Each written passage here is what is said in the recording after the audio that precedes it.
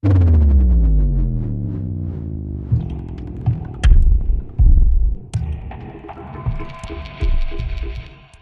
everyone. Welcome to Unsafe Space. Please don't forget to like, share, and subscribe. You can go to subscribestar.com/unsafespace to support us financially. And also, you can go to unsafespace.com to sign up for our mailing list, which we will use in the eventuality that we get banned from YouTube, which seems more and more likely every day.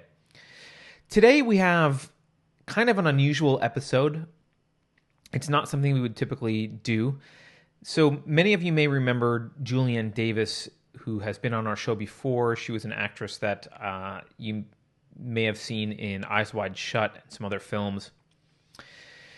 She's been an actress, a model, a singer, an artist, a writer, and sometime political op-ed journalist for Fox News and Heat Street Magazine. She came out as a conservative and a Trump supporter in 2016 and was since basically blacklisted, publicly ridiculed by Bill Maher and other pundits, and I think basically her career has changed majorly since then. Julianne and I have conversations offline, often, not a lot, but once in a while, and they usually devolve into a debate about the existence of God. Now, as many of you know, I'm an atheist. Keri is a Christian, and this is not the kind of show I would normally have. I am not interested in pushing atheism on anyone. I've got a lot of respect for the Christian community and even some of the good that Christianity has done historically for humankind. So I'm not interested in trying to have stir up trouble, but this conversation may actually offend literally everyone, atheists and Christians alike. I don't know. But Julianne does not like that I'm an atheist. She really, likes to argue with me about this. And so she wanted to have a discussion in which we would have a conversation / debate about the existence of God and religion generally. Keri joined us for this conversation for the first part, then she had to leave. So what you're about to watch is a conversation between the three of us. Keri leaves about a third of the way through, maybe halfway through, and then Julianne and I continue, and we're just kind of without agenda talking about the existence of God. We'll see if people like it or if we lose subscribers as a result. But with that introduction, here you go. So I'm not actually even sure what this conversation is supposed to be about, because I think we actually have three different points of view represented here, because I'm an atheist. Yep. Keri is a Christian in a more traditional.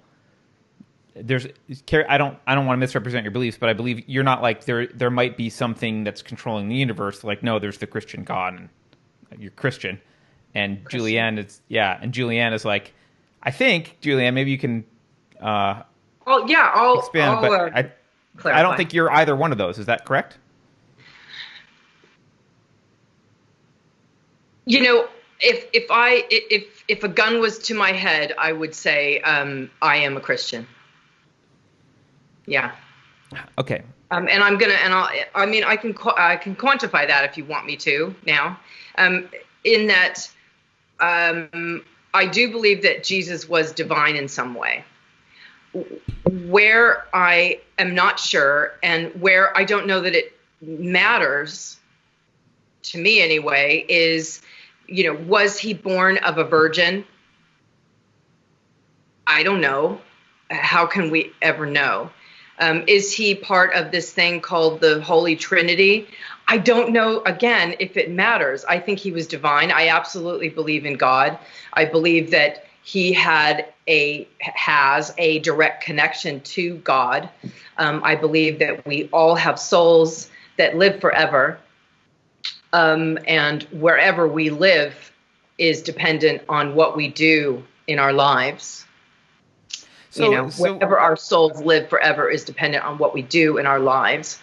And so in that respect, I mean, the problem that I've had with Christianity is really the details of some of the dogma that I just find a little bit difficult sometimes, especially because of my experience, because I had a little bit of, I think I told you guys this. I was in a high school group after church because I had become a born again fundamentalist evangelical Christian as a kind of way of rebelling against my parents, which brought me up totally agnostic, not knowing anything about God whatsoever. And we had this conversation about the book of Genesis. And I was saying, yeah, but what about all the different stages of man? And, what about dinosaurs and, dinosaur bones? And this whole group just attacked me. And they said, how dare you say that? And, when man came on this earth, it was Adam and Eve, and dinosaur bones were put there by Satan in order to confuse us. And, Satan is working in your heart today. And that just, it was that was the moment. That turned me off. Yeah. I was done. That was, The impetus for this conversation, though, I think is coming from you, Julienne, because although I was an evangelical atheist for a while, and actually before that, I was also a fundamentalist, more evangelical Christian. But I'm not really. I mean, I don't. Keri, have I ever tried to convert you? I'm trying to convert people. I'm not yelling about atheism. No, you're not a religious atheist. There's a lot of religious atheists. Yeah, so I'm kind of I'm pretty laissez-faire with respect to that, partly because I think for two main reasons. One is it's futile normally to try and convince someone using arguments away from a fundamental belief. Like, it rarely happens. The few times I've had philosophic influence on anyone in my life has been through it's been a secondary effect. It's been just they've been in my life watching me, and I haven't been trying to beat them over the head with anything, and they approach me and say, like, oh, I have questions about X, Y, and Z, and like that's the only time that's ever happened. I'm going to interrupt quickly. That happens Keri, with Christianity too. Can you put yourself in frame? Can you look at the frame? There you go. Thank you. Okay, cool. It's not. It's a little bit cut off from the normal. Yeah, it's a bit weird because it's kind of wanting the opposite from what you are. You know what I mean? You are. Yeah. Okay. Cool. I was going to say that's the same. That's been my experience with Christianity too. I don't really actively try to convert anyone, and anybody who's asked me about my beliefs or who has grown in their own beliefs who's in my life. The two times I can think of, it's people who were just, like you said, who were just around me, who loved me, who saw something in me and started asking about it because they were curious for themselves. Yeah. And then they had their own, it took off with them in its own way. It wasn't like me even trying to recruit or anything. I think the fundamental belief changing almost always starts, at least in my experience, it always starts from that place, from like a self-motivation place. So that's one of the reasons I don't do it too much. The other reason is I have come to have appreciation for what I will call, which I know you guys might not agree with, but what I will call the heuristically determined set of rules that seem to work pretty well for humanity that have been transmitted through myth in religion in a way that when we completely abandon it, we are often left with nothing, and atheists turn to, when they tear down the church, when atheists have torn down the church, it's left, they didn't put anything in its place, and it left people with either nihilism or worship of the state or just hedonism and a whole bunch of stuff that's more destructive than... Or Satanism. Sure. I don't believe that as much. Like, I don't think people are like, there is no God, therefore there's a devil and I'll worship the devil. I think Satanism is just the same Christianity. It's the same belief system. It's just choosing explicit evil, which is a separate, twisted thing for me. I don't know why people would do that. Except it's very interesting because you get a lot of atheists that believe in what they see, and what they see is Earth, Mother Earth. Well, that's not belief. The elements, right? And then they start kind of gravitating towards a sort of paganism, right? Because it's all about Earth and the Earth's elements. Because but that's not atheism. Paganism isn't atheism. Worship of Mother Nature isn't atheism. She's talking about Satanism. I'm not including you. I'm just saying the road which they go down, which they can go down. I'm not familiar with the road that Satanists travel on their way to Satanism. I just know that it's pretty. Their end point is pretty bad. Let's just leave it at that. Yeah. I mean, and there's all these different sects of Satanism too. But anyway, we're digressing. I think. So I guess what's the point of the? So I guess the reason I want to bring this up is you in particular, Julianne. You and I have spoken. Several times. I think it's turned into a multi-hour discussion where you are palpably unsatisfied with my recalcitrance. I am. I mean, and it makes me sad. And, you have a damn good comeback for every single thing I talk about in regards to trying to convince you of the belief in God. However, you're right that you cannot convince somebody else unless they are open to it or want to.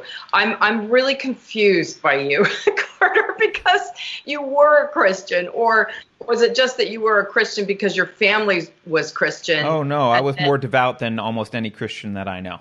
I mean, how often do you guys get up at 5 a.m. every day and pray and read the Bible? And like I was a virgin when I got married. I was extremely Christian and devout. This is another, I want to hear this story because you've told me this once, and there's someone else I know who was like this, who ended up turning their back on God or on Christianity in a way because they took it so seriously that they reached a point where they felt like, oh, it doesn't make sense to me anymore. I don't know if that's a good way of describing. Why don't you just describe your experience with how because they felt that God wasn't answering? Is that what it is, that all those prayers? Because I mean, I kind of fell by the wayside a little bit after I left the church, because I just kind of felt like all these times that I'd reach out to God in prayer and say it all the right way, in Jesus' name, amen, blah blah blah, and you just feel like you've been forsaken, like he doesn't. And I still somewhat believe that I think a lot of Christians believe he's got his hand in every little minutia of everything that goes on in the world. And I'm, we still have freedom. Every living thing, everything, every molecule has freedom. And there's a chaos to that freedom.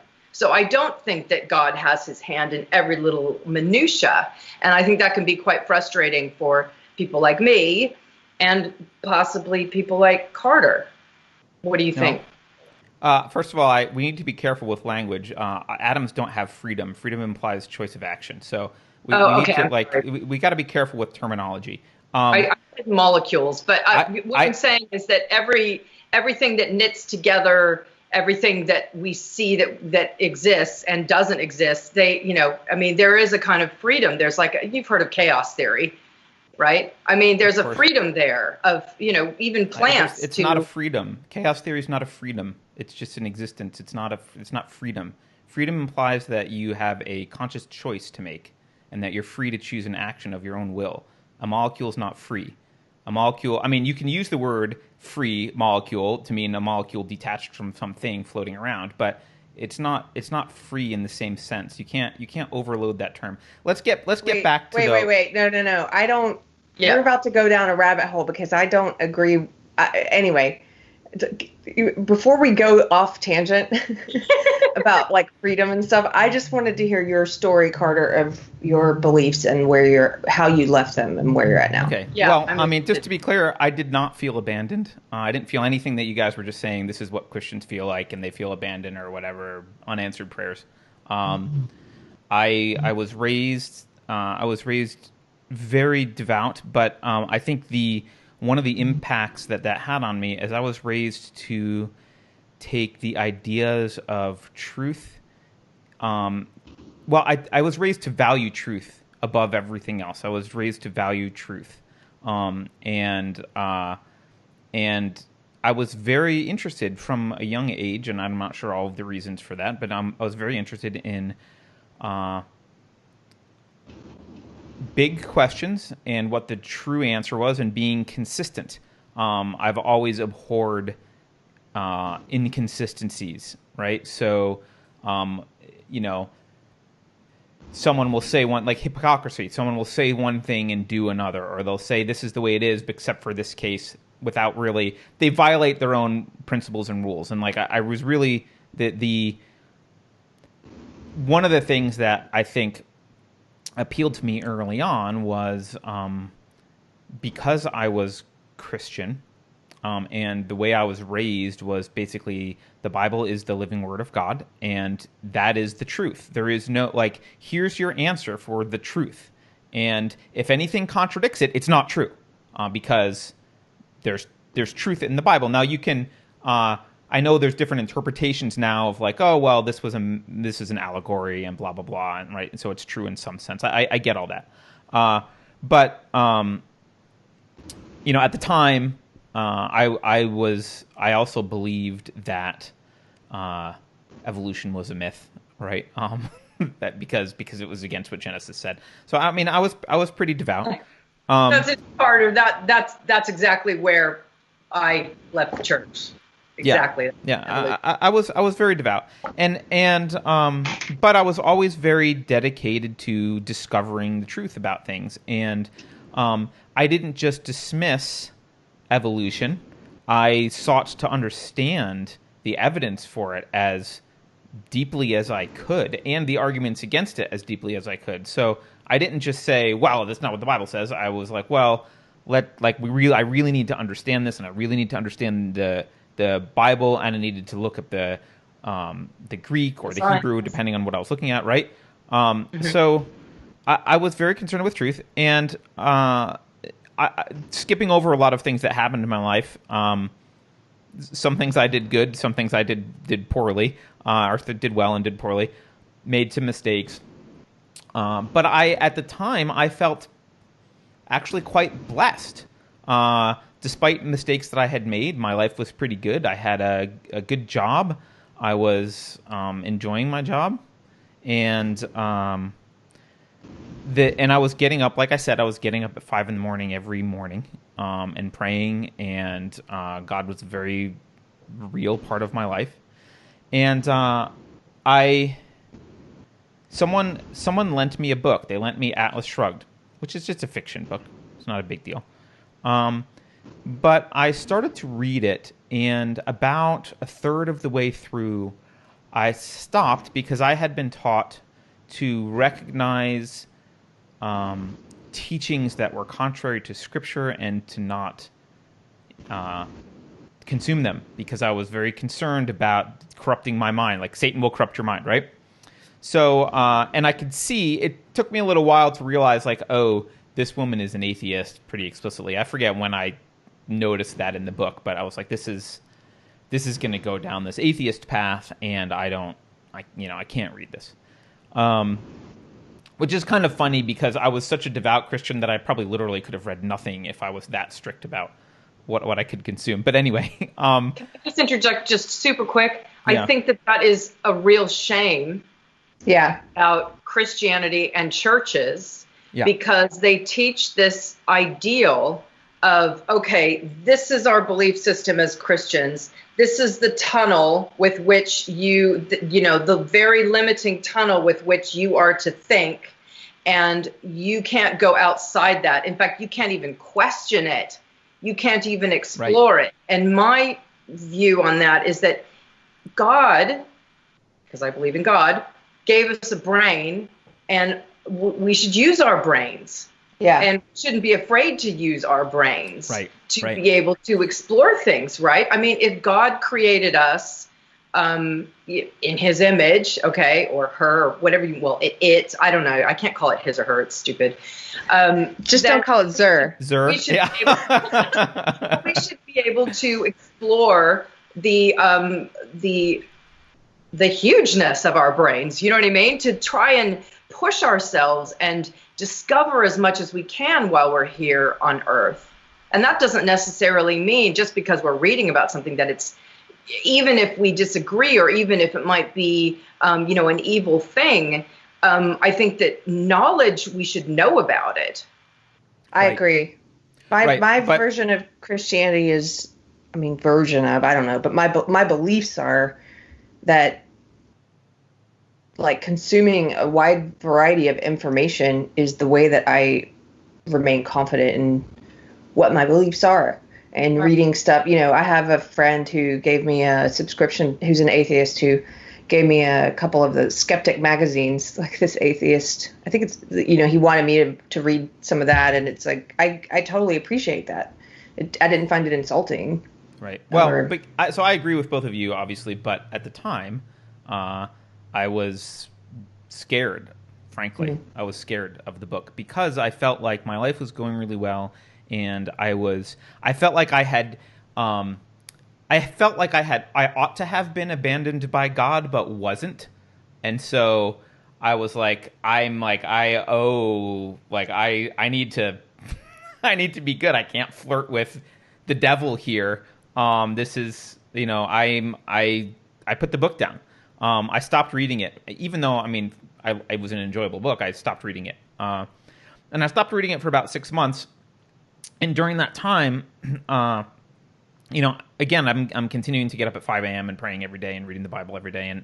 And during that time, I was really thinking about this in the back of my mind, like, because often Christianity has contradicting pieces of advice, right? There's contradicting pieces of advice. So sure. Another piece of advice New Testament and Old Testament, right? Sure, and another piece of advice that I had been given, I will summarize as, well, ultimately, evil is pretty impotent in the face of God, right? Like, evil's not to be, it's to be shunned and condemned, but not feared, because you have Jesus and God can triumph over evil. So, like that, the other half of that was, hey, it took me a while to get to this point, but I was thinking about it a lot, and because I had never put a book down like that before and not finished it, and I came to the conclusion that, oh, okay, well, this is just some stupid Russian lady from like the Soviet Union.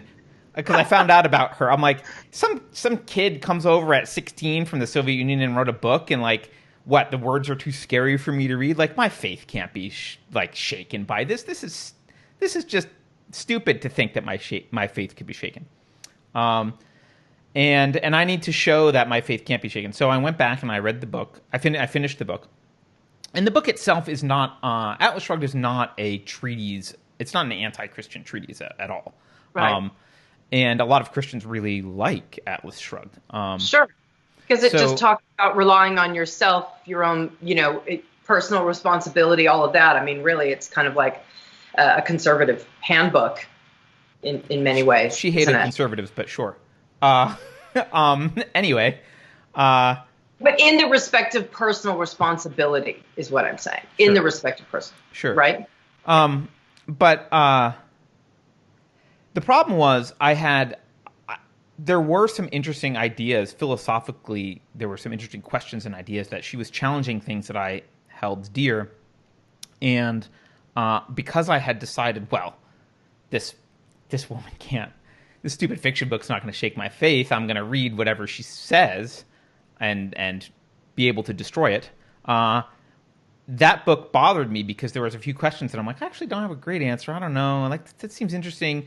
And she seems very logical. She's very rational. Like, there's not like holes in her arguments that I can see very easily, but there must be. I just need to explore this more. And so I read every piece of nonfiction she ever wrote. I read everything that she wrote.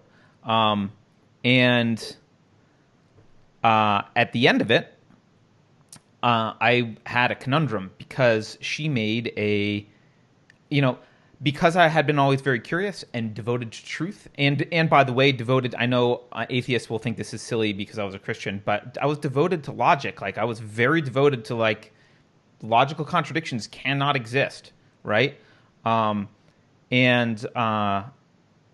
She presented a real problem for me because I recognized that she had made some strong arguments.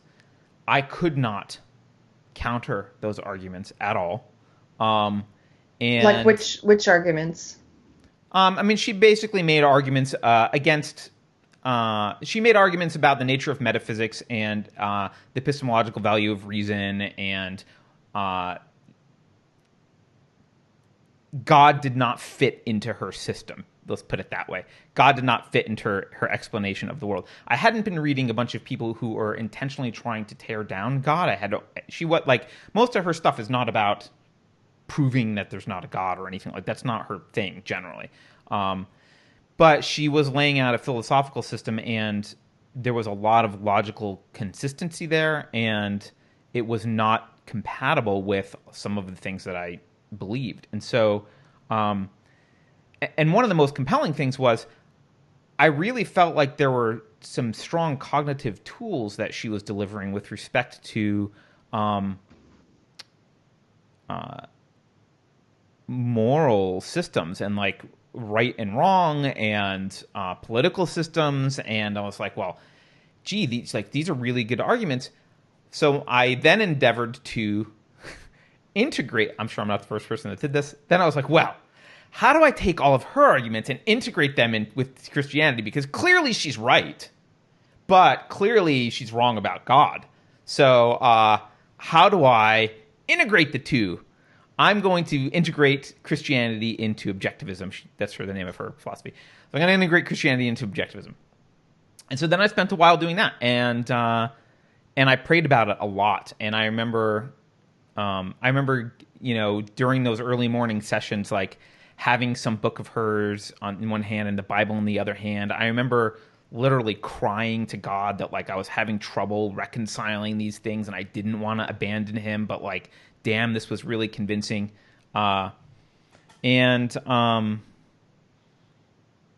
Eventually, I slowly over the course of time came to the conclusion that like I have to abandon the one that doesn't make sense, and that's the Bible. And I put it down, and I went and told Keith the Hat Guy, who is he was in my life at the time. He was friends with me when I was a Christian. And I went and told Keith the Hat Guy, I said, well, because I think Keith is either an atheist or agnostic, I'm not sure. And I went and told Keith, I said, well, I can't call myself an atheist because that's just wrong. But I'm not sure about God. That's where I'm going to be not sure. That's my stance. I'm going to be not sure about God. And so he was like, all right, whatever. Is that your stance now? That you are not sure? Or do you feel that you're absolutely sure?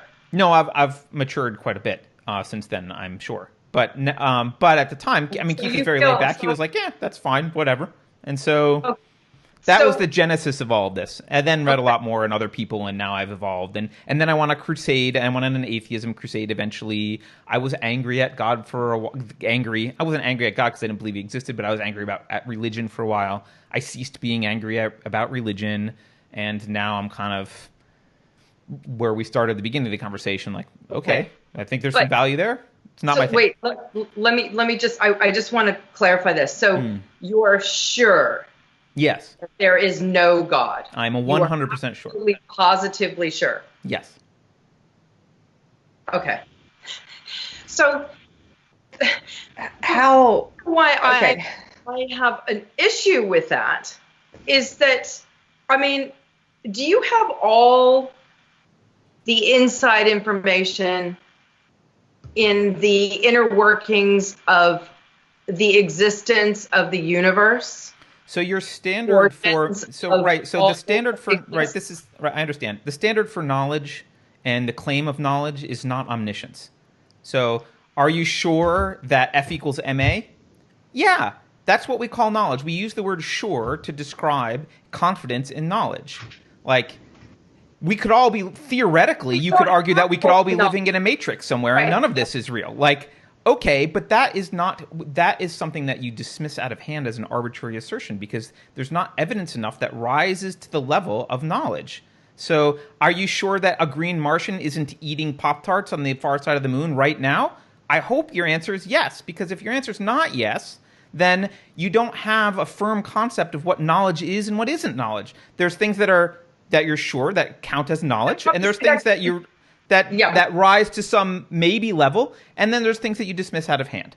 For me, the things that you dismiss out of hand, like the Martian or whatever, the person eating Pop-Tarts, I forget my thing, right? That I dismissed out of hand. It's a ridiculous claim with no evidence to support it. Well, of course I'm going to say it's ridiculous, and so is Keri, right? Because and there's also it's not like it's not like humanity has passed down stories since the beginning of time. And it's not like this historical documentation to support some of those stories about a Martian eating green Pop-Tarts. Right. So now we get into, right. That's fine. I'm willing to have that conversation. But my point is, when you use words like when you act like how could you be sure of anything, like that is that's epistemological corruption. You must say that you're sure of things. That's what knowledge means. Like, if we are to have a conversation and you are sure that I understand your words, like, we need to, like, there's a thing of knowledge. Like, yes, this counts as knowledge. We're going to say we're sure of it. Of course. The standard can't be omniscience. Okay, on the level that humans are with what we think we know, yes, in that context, yes, we can say that we are sure. But that context is implicit in every word we utter and everything we always do. Yeah, it's not necessary to say that. Totally disagree with that. And I actually think... Wait, hold on. You disagree with what? Be insulting, but I just think that it's a little bit arrogant on the part of atheists to be that sure. Wait. Hold on. I'm not clear what you disagree with, because what I just said was the caveat that really we could all be living in a matrix or we're not really sure about anything. Like, that caveat is implicit in everything everyone says always. So I'm saying there's no need to carve that caveat out. We can use language like, I know this to be true. I know 2 + 2 is 4. Could that be false in some theoretical universe where we're actually in a matrix and they've constructed false mathematics and made things behave that way? I guess, but I still say I know, because... Funny you should mention math, because math is perfect. And I had this conversation with you. No, math is perfect. It's just that we, with our limited brain capacity, don't have the fullest understanding of all math, but math is perfect. 2 + 2 is always 4. It is always. How do you? So this is a look. No, I agree with you. 2 + 2 is 4. Let me finish in regards to math. Okay. The thing is that when a lot of the world's scientists and philosophers, like the Stephen Hawkings of this world, they are doing these studies of reductionism. Now, I might get some of the phrasing wrong. I can't remember what came first, strands or strings. But basically, they took the molecule, the atom, and they kept reducing it down to strands, I believe it was, and then strings. And then they reduced that down even further. And what they ended up getting was just math. Like, there was no matter anymore. It was just math. That doesn't... that's all theory? It's all interpretation. If math is perfect, where did math come from? Are you saying that man made it up? That man, that we invented it? Because I'm going to call foul on that. I mean, no way did man invent something so perfect. We can't invent things that are perfect.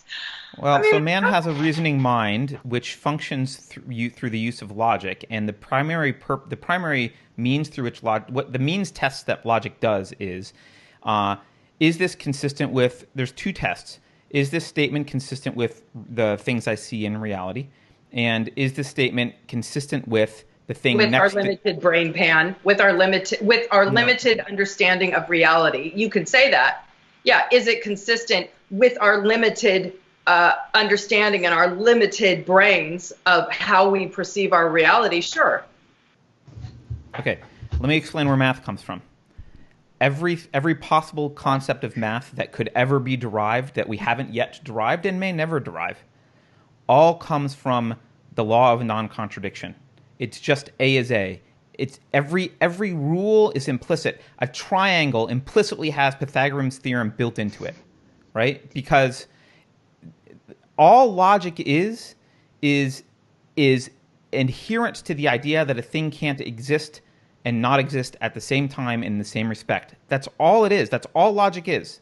It's just an internal consistency check, and then you can check externally whether it measures whether what you're proposing also matches what happens in reality. Obviously, as far as you can perceive, there's not even discussion worth having in terms of what you can't perceive? We don't know. We can't perceive. It's a way. Obviously, as far as what we can perceive, and I'm saying to you, you can't throw that away. That's huge. Why not? Yeah. As far as we can perceive, that is huge, Carter. That's huge. What Julienne is talking about, I don't understand why that's huge. Is an acknowledgement of all the things that we don't know. I'm the one who's saying we're not omniscient. Of course we're not omniscient. The fact we don't know things doesn't mean the things we do know are wrong.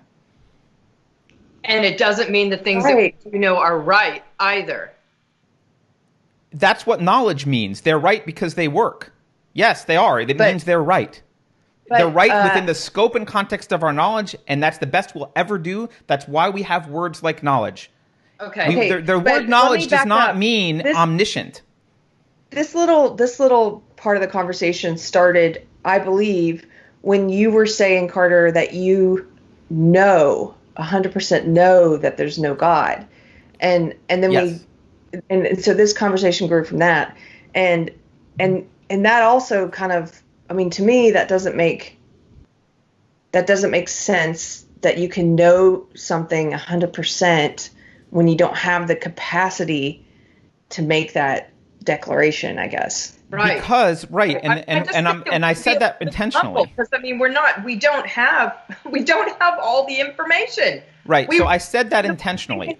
We will never have all the information, and that's where faith comes from. You have as much, and sorry to use this word, faith in your knowledge and your logic, Carter, as someone who has faith that God exists. It's the same. I mean, it's not the same at all. The same kind of faith. It's not faith. So I used the word, I said that intentionally. I kind of knew it would trigger you guys.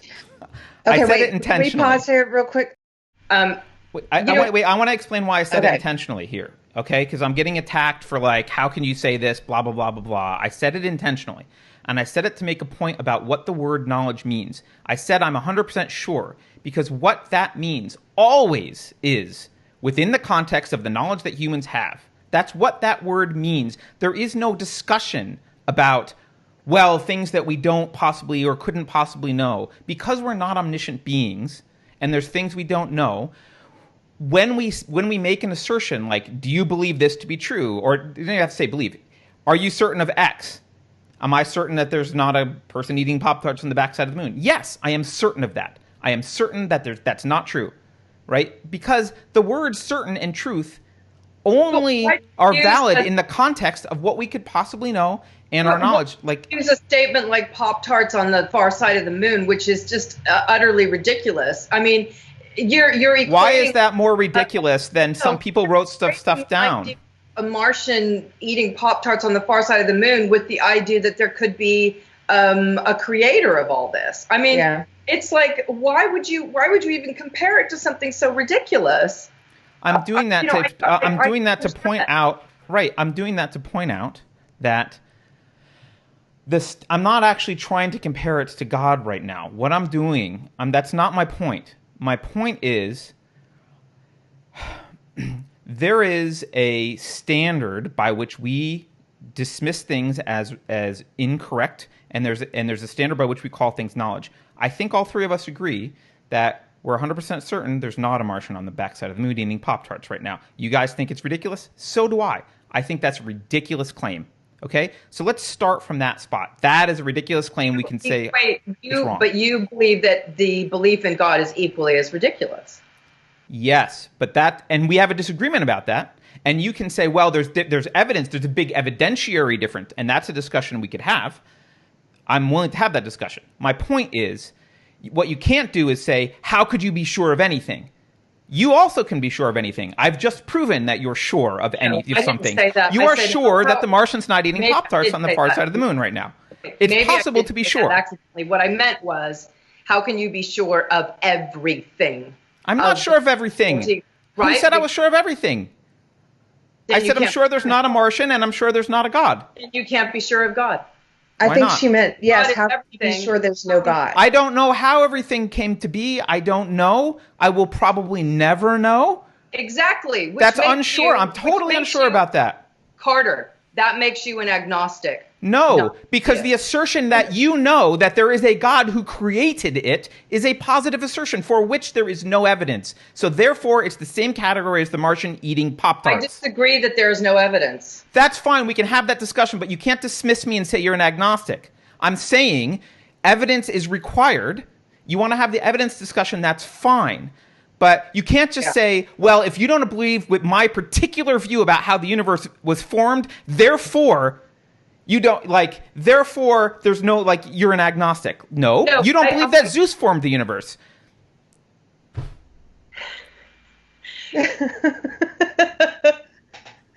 Are you a Zeus agnostic? Is that what this discussion is? Dial it back a little bit since Keri has to go for 20 minutes. I know, I have to go. I'm going to dial it back into one thing. The reason why I wanted to have this conversation, okay? The big, fat, huge reason why I wanted to have this conversation. And look, Carter.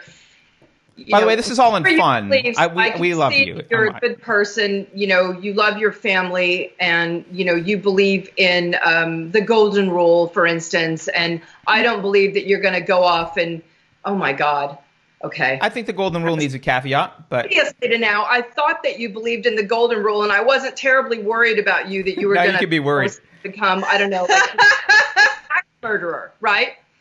Well, the golden rule is not the only thing preventing people from being axe murderers. So there's a caveat to the golden rule, but go ahead.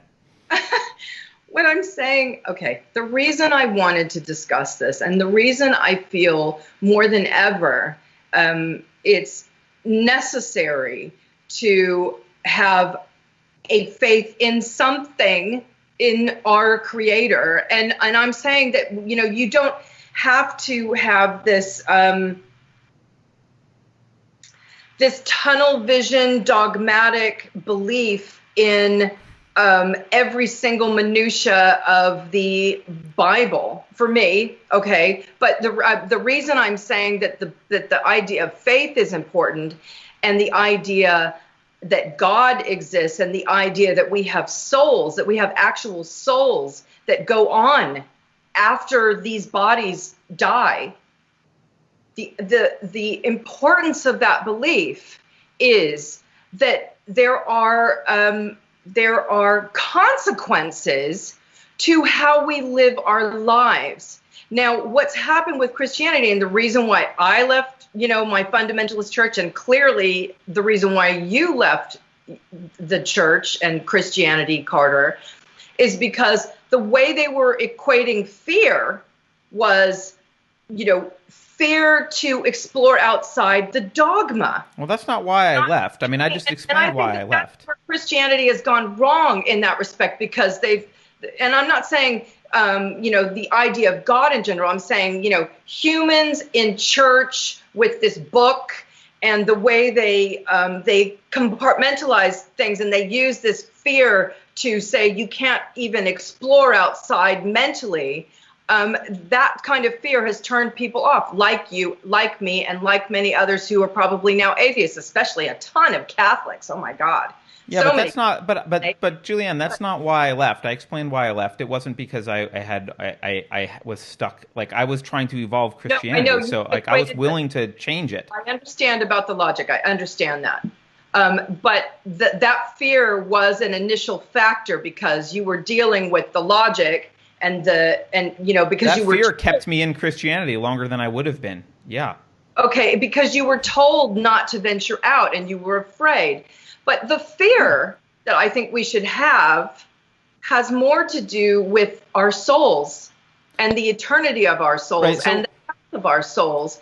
And the thing is that if we were to ask the question, Hold on. You've said a lot of things. Can we slow down for a minute? Because you're going to go like to places that I can't keep track of the conversation if we keep going. I got to slow down. Okay. We have gotten to this point in the conversation several times where you give up on trying to convince me that God actually exists, and you switch to an argument of consequences, where you say, well, it's necessary to believe because there's consequences if we don't believe. And I just want to check if that's what's happening. Right? So we've had this conversation before, and it always ends up in this like, okay, Carter, fine, I can't convince you that he exists, but, or it or whatever. I can't convince you of that, but here's the consequences of not having faith and believing this stuff, and you switch to an argument from consequences, which is a logical fallacy, just to be clear. and that's where we are now. Is that correct? We have to believe, because otherwise life would be unsufferable and there would be blah blah blah. And if we don't have souls, people will be commies. I don't know what it is, but that's the consequence. You're trying to scare me away. You're trying to back me into a belief. No. I mean, I'm not. Look, I'm not. I don't want you to get all defensive, Carter. I'm not trying to pick on you. No. I volunteered for this conversation. I guess I'm just kind of concerned about the I mean, silly me. I'm concerned about the state of the whole world. I'm concerned about the state of all of humanity. Well, we share that, which is why we get along most of the time until we have conversations about topics. Especially in in the Western first world. Mm-hmm. What's been happening is that we've had this rise of atheism, of turning away from God and the church. And it has been that fear factor it's the fear factor and the minutia of the dogma that has really turned people off. And also the corruption within the church, like especially the Catholic Church and all the priests and the pedophilia and all that stuff. Obviously, I mean, huge, massive turnoff, right? However, you can put down my reason for wanting to say this, but if we were to ask the question, are humans basically good or basically evil? I would say that's a false alternative. I think they're both. I mean, I think we have the potential for both. And some people live, it's like that Solzhenitsyn quote about how, the line dividing good and evil runs down the heart of every man. And he talks about how, like, after that, he's talking about how even the person who does the most evil, there remains a bit of good undiscovered in him. And even the person who lives in goodness and does mostly good, there remains an unearthed bit of evil in him. And I really believe that. And you can see, people who live primarily in one of those two places. But I think if we look internally, we're honest with ourselves, we can all admit that we have the potential for both. I see evil in me, just like I see good in me. This is one of the things I like about Jordan Peterson's interpretation of Christianity, is because he views the God-devil. I don't know if this is the entirety of his interpretation, but one of the things that he said is he views the God and devil dichotomy as a metaphor for what's actually happening in the hearts of everyone. And that this is a way to talk about what's going on in your own heart by anthropomorphizing those into, very powerful deities and having them duke it out and talk about what one has a drive for and what the other one has a drive for. And it helps you, it can help you conceptualize what's going on with your own internal dialogue and possibly choose the better path more often. I just find it interesting that somebody as bright as Jordan Peterson would actually refer to things about the Bible as if they had some validity. Whereas but I've said very clearly that I think there's all things that the Bible says and say it has no validity. I never said that, though. You're trying to paint me as someone who said that it has no validity. I've said that I believe that it is a heuristically derived method of transmitting. It's a transmission of heuristically derived information about how to live that's been transmitted through generations. I think there is validity to. I think the concepts in it were something that evolved over time, and societies realized this is better than that, and they were passed down through stories, and those stories ended up to be anthropomorphized and eventually written down once there was actual written language. And this was a way to transmit, don't kill people, because that's a good rule. And there are some good rules in there, and it's a way to transmit them culturally. I don't disagree with that, and I don't think Jordan Peterson does either. I have to go. I have to go jump on this work call. But if you guys are still talking when I'm done, I'll rejoin. I don't know how long this is going to take. Yeah, call back if you can. Yeah. Okay. Cool. All right. Okay. I'm glad, and I knew that you felt that way. I mean, I knew that you saw that there were good things that the Bible or a belief in God can offer society. And that's my reason for wanting to do this. That's my reason for wanting to say this. Of course, you can never convince someone else. And I mean, we've talked about reductionism before. We've talked about math and chaos theory and how Even in chaos theory, there's order within the chaos. I mean, how do you get that? And I look at God and his idea about free will, and I think, wow, that actually conjoins with math and physics. It doesn't conjoin with math and physics in the way that you think it does. You don't think it does? Well, it does. I mean, and in fact, a lot of scholars that are much, much brighter than me that worked with Stephen Hawking actually are Christians. And Christianity is a very popular religion. There's scholars that are Muslim too. There's scholars that are Buddhist. That doesn't make Christianity, Islam, or Buddhism true. So I guess the fundamental thing I point out is you are looking for an explanation for why things are the way they are, and I get that. I don't need an explanation. Well, you have one, God. You are looking for one. Your explanation is God. Like you're turning to string theory and chaos theory, and like, how does this happen? How does that happen? You're fascinated by that, and you want an explanation. That's a thing making it happen. I don't know. I don't have an explanation to give you. I don't know why the universe is the way it is. That's how science works. Science doesn't know why. It knows that None things happen. Know, and science will never know. I probably never know. I agree. The point when science ends and faith begins. Well, And so I disagree with this. Ended for you, and your faith said, okay, then there's nothing. And the science ended for me, and then my faith said there's something. And the thing is that if we look at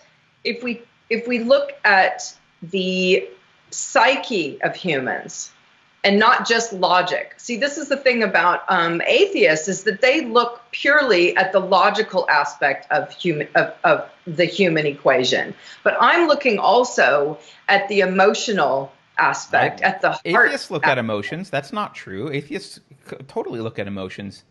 Atheists view humans as animals with emotions and drives and all of that. The way you arrived at your conclusions that there's no God has no emotion involved at all. It's purely logical. Of course, because you don't arrive at because faith is not a valid epistemological tool, right? Because we don't have all the information, so logic doesn't apply. What? Logic doesn't apply when we don't have all the information and can never have all the information. Sure it does. Sure, because the answer at that point is, I don't know. Why does there have to be an answer? Why do you need an answer so badly? The answer is we don't know. That's a fine answer. We don't know. Because when you look at how humanity behaves. Okay, again, argument from consequences. Yeah, yes, I'm going to go down that road because that's where we're at. Because that's where we're at in humanity. That's where we're at in the West, which is why the West has been crumbling. Well, so maybe we should have a conversation that's more directly related to what you're concerned about, which is, and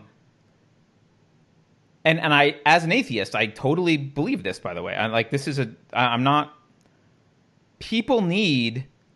People do have clearly a psychological need for understanding how to live, purpose and meaning in their lives. That is absolutely true.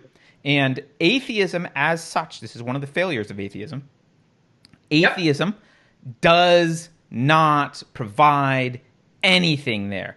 Atheism is a lack of a belief in a God. That's all it is. There are ways to provide it.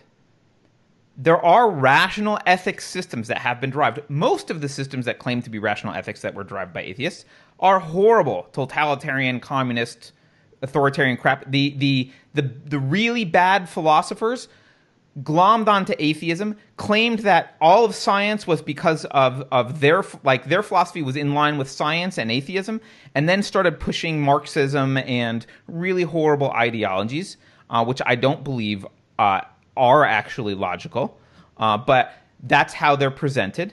And so you end up with people that, this is one of the problems I have with atheism. You realize that you are actually arguing my side. No, I'm not arguing your side. I'm saying... No, you are, in the sense that you're saying that what they develop out of their atheism you look at humanity. Look at what humanity has done with atheism. Atheism isn't, there's a distinction that you're not understanding here. Atheism is a lack of belief in God. I understand it. Believe me, I do. A moral What I'm code is the saying fact that, hold on, people the fact that a moral code is necessary doesn't mean, the fact that meaning and a moral code are necessary for human survival long term and human flourishing, the fact that those are necessary, observably necessary, that fact does not mean that this particular God is the correct thing to do and that the atheist argument against that God is incorrect. That doesn't mean that. Atheism can be completely correct. It can be like, yes, this doesn't exist, there is no God, blah, blah, blah. And on top of that, if you want flourishing, you need to build something. You can't just raise the church to the ground and build nothing. You gotta build something there. And if you raise the church to the ground and build nothing, you get nihilism, and that's worse, actually, than the church. You and I are in agreement on that. Nihilism is worse than the church. Good. I'm glad you agree. But that doesn't mean raising the church was the wrong thing to do. It means that there should have been a replacement, and it never happened. Rational philosophers didn't step in. You're a very bright man. So is Jordan Peterson. So are a lot of atheists that have logically arrived at their decisions. They're very, very bright. I am not going to discount your or their capacity for logic and understanding, okay? Obviously, your level of intelligence is higher than, I would say, the majority of humanity, okay? I mean, I don't know what your IQ is, but I'm sure it's at least 130 plus. I mean, mine's not shabby either. But if we're going to look at all of humanity, and we're going to look at people who have, I mean, even in the West, the average IQ in the West is 100. The average IQ in Africa is 70. The average IQ in the Middle East is 80. And then in Asia, it's 110, I believe. And then the average IQ is the Ashkenazi with 115. However, you and a small amount of humanity have a higher than average IQ of probably 130 plus. Now, those people have a way of understanding all of this, being able to look beyond the logic and see the need for man to aspire to goodness because it's for the good of mankind, whether God is involved or not. Those people are such a tiny, tiny bit of minority, and those people I'm not worried about. I'm not worried about. So let's be clear about what the masses are doing, what the masses believe. I mean, come on. There are people that believe in Africa that if you have sex with a virgin, you'll get cured of AIDS. Right. No, I understand that. So there are people in Asia, even with their high IQ, that if you eat ground up rhino horn, that you're going to get a better hard on. Right? I mean, you get what I'm saying? There are a lot of humans in this world that are not as bright as you. So let's be clear, though. Let's be clear. And you're struggling with a valid problem, which is actually a problem that I've thought about, which is actually quite. I don't know the answer. There's a conundrum to solve here, but let's just be clear. What your argument is it doesn't matter if it's true. The masses need it because otherwise they descend into hedonistic, nihilistic chaos. Is that what's being said? I'm not saying that it doesn't matter if it's true because it needs to be true.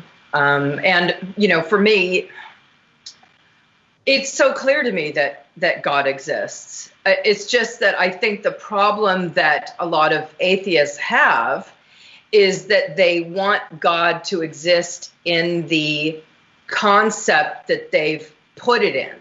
And their logic of how they conceptualize God is not within that box. And therefore, because their logic doesn't fit in that box, therefore God doesn't exist. And I think that is limiting. Well, if we were going to have an actual debate about God, I probably would have started with define God, please, for me, because I can't have a discussion about something if I don't know the definition of it. What is the definition of God? I find it very difficult to define God.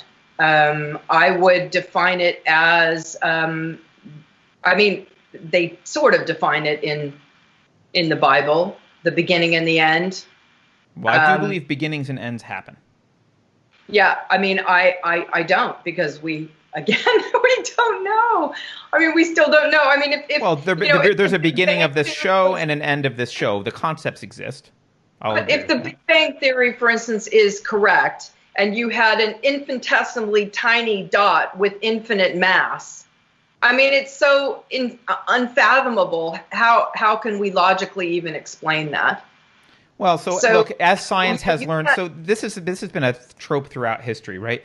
Every time science learns something new, first that new thing is used to debunk God, and then people who want to keep God around use something that science doesn't understand yet as proof that God exists, and then that thing gets explained, and then like, oh, God's debunked again. Oh, but there's this further thing that we don't understand, so that's the proof of God.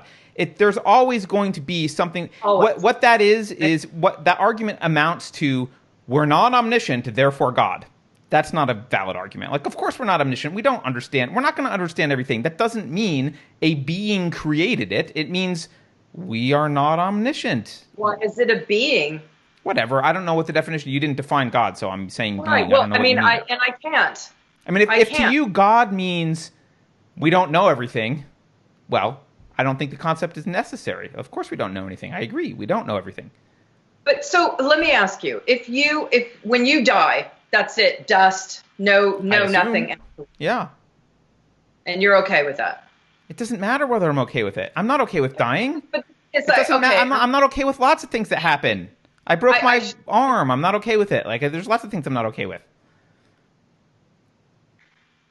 I shouldn't be equating it to you. I guess I'm equating it to those people who, you were right. I mean, that would go into nihilism and hedonism and all of those things, because, I mean, those people are thinking, well, screw it. If there's no God, I'm going to do whatever I want to do, what feels good now, and who cares about anything else? Because, I mean, I'm just going to live my life and do whatever the hell I want. And when I die, and that's it. And there's nothing afterwards. And there is no heaven and there is no hell. And screw it. I'm going to do whatever I want. If I want to kill you, I'm going to kill you. If I want to rape a baby, I'm going to rape a baby. Who cares? Right. Right. And if I want to chest out, take out your beating heart because I think the sun won't rise the next day, well, I'll do that too. Right. And there's an easy way to deal with those people. So the complexity of what their moral code would be if they were alone on a desert island, I agree, maybe is a little bit more difficult, although still doable.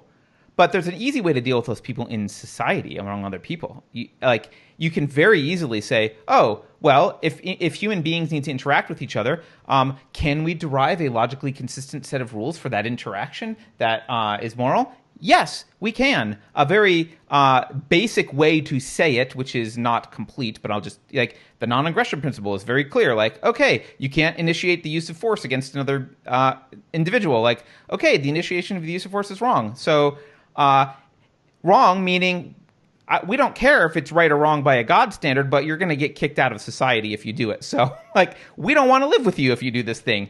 The end. Like, there doesn't need to be actually anything more than that to control people in that sense. And I don't think most people don't murder simply because they think they're afraid of a God.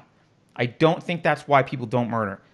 I think humans have naturally evolved an aversion to rampant murder. Some don't, some do it, right? But like societies enforce that. Every society frowns on murder, pretty much. I mean, some societies have weird human sacrifices and other stuff, but like, do something for. I mean, I understand what you're saying about that. It's better for society, but I do think that there has to be a foundation underneath it, and you don't. And I guess that's where we're going to always disagree. I do think there has to be a foundation. No reason, with no underlying reason other than. I did not say that. I did not say that. There doesn't need to be. There does need to be an underlying reason. The reason doesn't have to be God. It doesn't have to be God. So what's your alternative? Well, you can look at, there's a few people who have worked on rational derivation of ethics and morality philosophically. Ayn Rand was one of them. I don't agree with all of her. I don't agree with everything. I think there are a few errors, but she provided a pretty good start. But even Ayn Rand wasn't unique. She was actually borrowing from a lot of rational ancients who did a lot of work before her. But, she asks the question, what's necessary for... So she asks the first question of, like, what is philosophy? What's the purpose of it? And the purpose is exactly to address the problem that you're talking about, which is, like, philosophies for telling you how to live on Earth. Like, okay, that's good. It includes ethics and, like, metaphysics. Like, okay, like, what are we supposed to do? How do we live on Earth? And she asks the question, and then she goes down this path of asking, like, okay, well, what are the requirements for man qua man? Like, what does man need to exist on Earth? And she derives basically the concept of self-ownership, and from that, a lot of other individual rights, basically. And that's how she goes around about doing this. And she comes to a conclusion, which is, by and large, very similar to it's similar to at least the main tenets of Christianity that you're talking about. Like, you can't go murder people, you can't lie, you can't cheat, you can't steal. Like, all that stuff is derived without a lick of reference to God, only reference to, like, what is the nature of man on Earth and what is required for man's survival on Earth. Like, that's a rational way to do this. Right. Got it. And I see that all of that is very logical, but guess what's missing? Meaning and purpose. No, she talked about meaning and purpose as well. What? So, okay, you tell me then. What meaning are you going to derive when you have no soul? Well, why is a soul necessary for meaning? I think it is. Okay. Well, I think the tough part here for people to come to terms with is meaning is self-chosen. Meaning and purpose are self-chosen. Right, and that's a little bit of work you got to do to choose your meaning, but there's nothing that says you need to have a meaning handed from on high from something that someone else says exists. Like, why not choose Allah's meaning for your life? Why are you choosing the Christian God's meaning for your life? So God doesn't provide meaning either. The concept of God doesn't provide meaning, right? I'm not okay. Let's not bring Islam into this, because you know how I feel about Islam. Well, but that's why I brought it into this, because Islam also has a God. It also has all these things. It doesn't differ. It doesn't differ from the attributes that you're listing. It does. Islam doesn't differ. It does. It does greatly. Does it? Actually. Well, it believes in the soul, right? That's what I want to go down the road of Islam. But we could go down the road of some of the other religions, and we can see some similarities there. But God, I lost my train of thought. Again, I am not concerned with you. I am concerned I know. with the idea of where the masses are going to get their sense of meaning. By the way, and you and I are in agreement on that. I am concerned with that as well. And I think what's happened... Let me just describe what I think has happened and where the ball was dropped. I think, I've said before a lot of times that the philosophy departments in universities, that philosophers generally have been basically corrupt. They've been destroying philosophy for a century or more than a century. And so I think what needed to happen was one of the things that brought about the acceptance of, the Nietzscheism, like the acceptance of atheism generally, like one of the reasons that people started to accept that was because of the scientific revolution, because life around them, like science, was clearly paying off, and it's one of the things that allowed people to start to say, well, wait. No, but it's not paying off. It's so incomplete. In fact, the more we know, the more we realize we don't freaking know. Look at where you're sitting. Look at where you're sitting. You're sitting in a house in Los Angeles. I'm up in the Bay Area. We're having a conversation with video and audio, and we're recording it to broadcast later to the entire world. Science has paid off. Don't say science hasn't paid off. Science has paid off in a way that was inconceivable to ancient peoples. Inconceivable. Okay. Yes, in that respect, yes. But should science be worshipped? I didn't say science should be worshipped. I was describing what had happened in the past. But people do worship science, and that's a problem. Well, I don't know if the word worship, I don't know what the word worship means in that. Like, you should employ science because it's a valid cognitive tool. But and an incomplete tool. And it's still a theory. It's not an incomplete tool. It's not. It's the fact that it's not omniscient isn't sure about things. And then we found that actually what we thought we were absolutely sure about was completely, entirely, totally wrong. And No. I wish I had a specific example I could give you right now, but I'm sure there are plenty. So that's not true at all. The way that science works is science proposes. So science looks at experimentation. It looks at what's happened. It measures. It makes a theory about an underlying law that describes that behavior. That theory is used to replicate this behavior and test it moving forward. Newton's laws are an example. Newton's laws were not proven wrong by Einstein. No, science is a theory based on what we think we already know. No. Is that not right? That's not right. Okay. Science is a method. No. Science is a method of science is a method. Science is a method of looking at the world and figuring out how models that are logically consistent, that explain the behavior of the world, that can be used predictively in a repeatable way, that can be used to make a transistor, to build the computer. Like someone had to figure out how semiconductors work at a PN junction at some point, or maybe Schottky did, whatever. It doesn't matter. Someone figured out the way that the world works in certain ways and applied it. Keywords in certain ways, on certain levels. Sure. Okay. Yes, but I've said from the beginning, you can't knock science because it's not omniscient. Omniscience is not the standard. I'm not knocking it. I'm just saying that it needs to be humbled. By what? It's the best way to get... It's the only way we have of getting information. It's literally the only way we know anything about the world. I am not saying that science needs to be stopped. I'm not saying that discovery needs to be stopped. I'm just saying that we need to humble ourselves a little bit and realize that what we think we know, we might not know.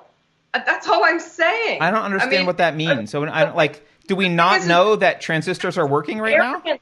I get such arrogance from people who's like, oh, well, science, as if it's the ultimate truth, and it's not. Okay, well, that's because what you're experiencing is people who don't understand science, who are using scientists and the name of science to push political agendas. So they're not representative of science. They're not actual science. But science is not ultimate truth. Science is theory. It's theory. Of course. Everything is theory. Thank you. I mean, science... Right. But theory is the best we've got. That's the best we have. If everything is theory, then science is also theory. Faith is also theory. No. Non-belief in faith, a non-belief is also theory. It's all theory. You can't bring everything down. Like you're using semantic tricks to bring everything down. You're basically doing nihilism. What you just did was nihilism. No, I'm not. Everything's not nothing. Everything's not unknown. Everything's not a theory that's equally valid. Science is a method that works. It works, and we have proof that it works. We have proof that it works. This conversation is proof of how beautifully the scientific method has worked to get us some information about the world. It's not omniscient information. But it's some amount of information that turns out to be really freaking useful. And it's all we've got to go on. Nothing else. Rain dances didn't build the internet. Praying didn't build the internet. Belief in things didn't build the internet. None of these things built medicine, the internet, anything. Science science, the method of science, has massively allowed humans to thrive on this planet. Massively. Science is responsible for that. Now, not people who claim science, not scientists who claim that science is settled. That's never true. Science is never settled. Math, right? What? Science comes from math. No. Yeah. No. Because everything is. I mean, a mathematician might argue that everything comes from math because math is basically just, as I said earlier, the law of identity applied. So, I guess in that sense you could argue that, but whatever. Math is the building blocks of the universe. Math is... Math starts with a premise. Universe. And when you, as I said about reductionism, when you go down and you reduce it down, you reduce down what is physical, atoms, strands, strings, and then it turns into pure math, and then you think, well, where does math come from? It doesn't turn into pure math. It does. It does. You've never seen a string. Okay. This is all talk about theory. I mean, you're acting like science is all theory, and then you are taking the most bizarre theoretical, very little support, theoretical new age science crap that like Stephen Hawking changed his mind on black holes. I mean, these people are pontificating, and they will say that. They're honest people. They will say, I have no freaking idea. We don't know how to understand the data. Here's some maybe bizarre things to look at it. Like, they don't know. At least they're saying that. They're humbled.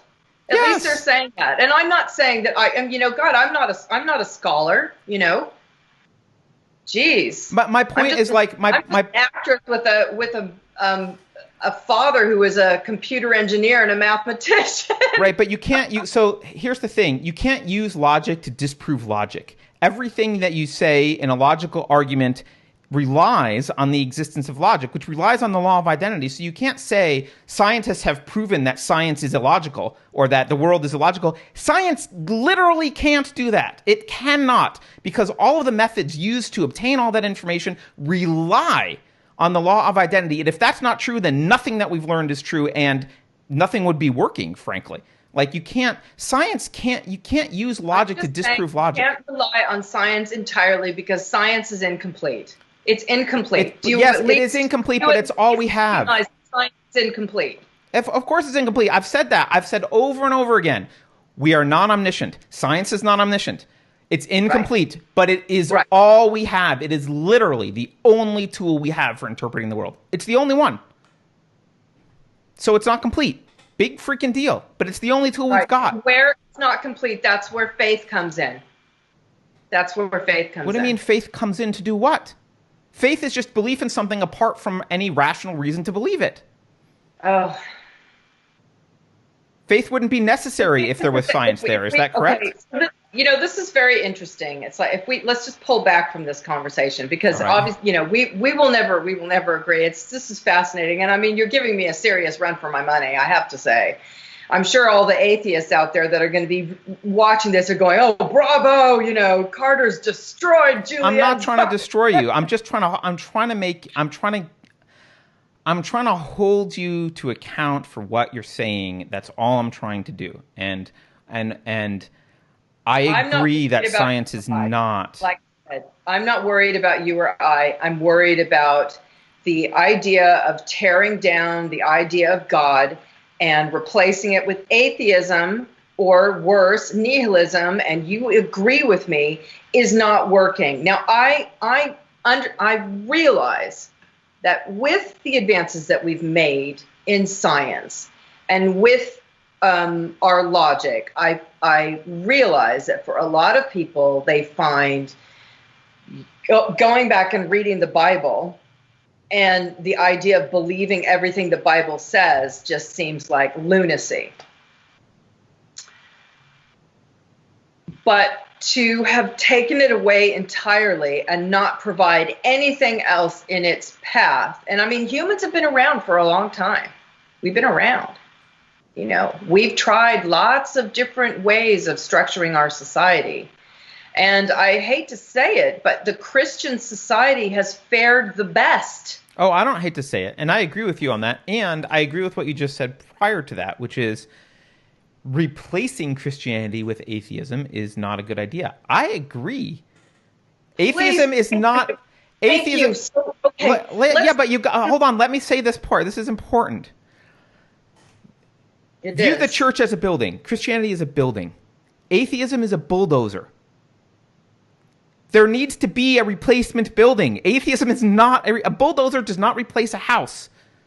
It's not intended to be a replacement. Atheism is not intended to replace morals and beliefs. It's not intended for that. Absolutely, there should be a replacement. And the replacements actually don't have to be that complex. I know you are concerned about the masses of humanity needing something very simple to digest. I think it's the work of rational atheist philosophers to develop things. But I'll tell you right now, one thing my daughters I raised as an atheist, and I just used universal preferable behavior, which I'm not sure is the right. I'm not sure it's the best description, but it was the simplest and easiest, and gets her to all the same places very easily. So it works, right? And she knows how to universalize principles intuitively. Your daughter's very bright. Even when she was young, right? When she was very little, right? If she, I've told this story before on the show. You can't base building humanity on your daughter. Is your daughter bright? Well, but when she was 5, I think I can base it on that. You need to be able, if you can teach a 5-year-old, no matter how bright. I mean, she's not Mozart or whoever was like Beethoven. Who wrote symphonies when they were 5? I forget. One of the Beethoven or Mozart. I think it was Mozart.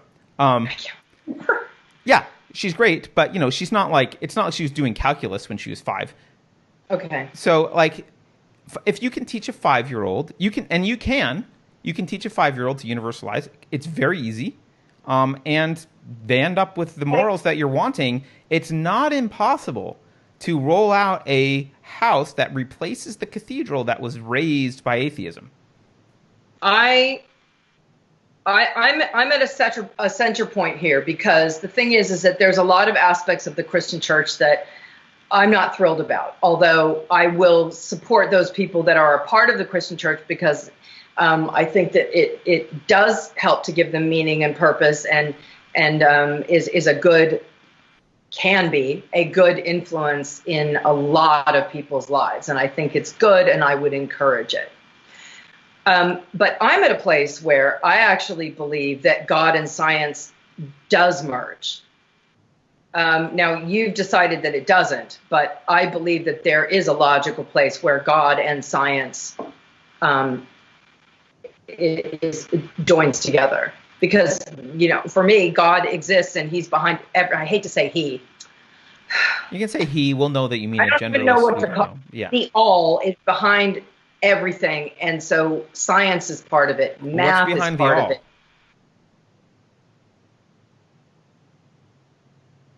Well, then why can't that be your answer from the beginning?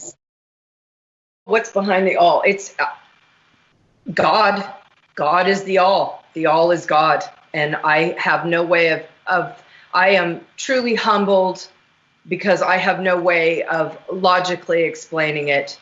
But I believe it to be true. And yes, I'm taking that leap of faith. If people want to accuse me of being an idiot for taking that leap of faith because of the various things that I see, like, as I explained to you about math, there was another incident I told you about where I met this biological science, and she was telling me about these cell structures that she came across. And she had said that with these cell structures, the way they function, she said I don't know if you remember me telling you this, there is 100% utilization. So there was no evolution involved, because the thing is when you have evolution in what do you want to call it? Structures, animals, whatever, biological beings, that there is kind of junk DNA that has kind of just stayed there, that isn't utilized. And what she's saying in these certain cell structures, now, I think there is evolution. There obviously clearly has been evolution. But there are certain cell structures that are perfect, literally perfect, 100% utilization, totally perfectly intricately structured in the way the workings of the cell is. Now, I'm not a biological scientist, but I can understand that. I can understand what she's saying with that. And she said to me, I said, so does that mean that you believe in God then? And she said, well, I don't want to necessarily say that. She said, but there is no doubt in my mind, and there is no doubt in any biological scientist that has witnessed these particular cell structures. I wish I could name which cell structure she was talking about specifically, but I can't remember. She was saying they are absolutely 100% convinced that they were designed. Okay, I mean, look, I'm not a biologist. I don't know the cell structures, but if that's true, and I have no reason to believe that she would lie to me, and I would, you know what, on our next conversation, I'm going to search out these cell structures, and I'm going to. It doesn't matter what the cell structures are, because at the end of the day, it's not proof that there's a God. The fact that a bunch of biologists don't know how to explain perfect cell structures is not proof of a God. It means there's something cool in nature that they think is neat that doesn't seem to go. It doesn't seem to be coherent with evolutionary science. I asked her that. I asked her that. I said, she's not God. She's not omniscient. You can't just say I asked a scientist and she thinks there's a God. That's not an argument. It doesn't matter what she thinks. The correct scientific interpretation of that is, here's a cool thing. We don't understand how it evolved or how it came into existence. Let's study it further. Not, therefore, Allah or God or being or anything. That's not how science works. No, she didn't say that. She didn't say that. I jumped to that conclusion, and she didn't accept the idea that there was God. But she did say that there's no way that this could naturally occur in nature. She said that. That she understands. She said there is no way on Earth. She said there's no way in the universe that this particular cell structure and the way it functions and its 100% utilization could possibly have evolved or arrived given nature. She said it's impossible. It is designed. I can't tell you how emphatic she was. It was absolutely designed. So that opens up a whole other series of questions. If it was designed, well, who or what designed it? So look, so that can go into a whole thing. If you wanted to really just explained to me. So are we here? Were we just designed? Are we kind of like some sort of human alien hybrid that was designed by aliens, and and they designed some of these cell structures, and they and then over time some of these cell structures mutated, et cetera, blah blah blah, right? But then it still poses the same question. If you had these, super intelligent aliens that came down to Earth and did all this, well, who designed them? Where are you gonna end with this? Why do you have to have a designer for the aliens? I don't understand. Anyway, look. Here's the thing. So you've explained to me that rightly, science is not omniscient. Science doesn't know everything, right?